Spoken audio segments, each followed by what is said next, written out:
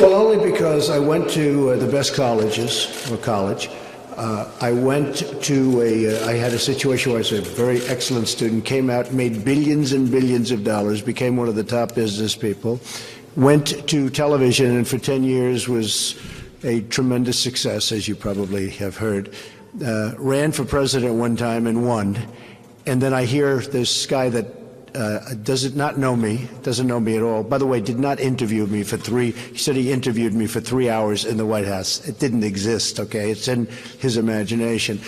And what I was heartened by, because I talk about fake news and the fake news media, was the fact that so many of the people that I talk about in terms of fake news actually came to the defense of this great administration and even myself, because they know the author and they know he's a fraud.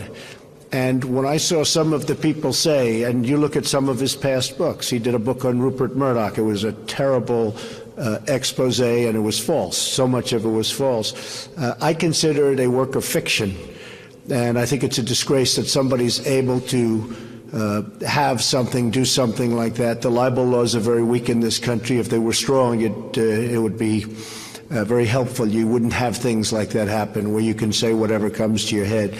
But just so you know, I never interviewed with him in the White House at all. He was never in the Oval Office. We didn't have an interview.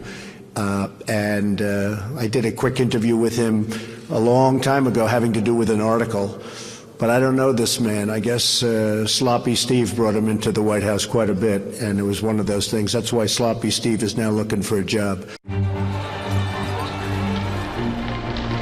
The President of the United States, Donald J. Trump.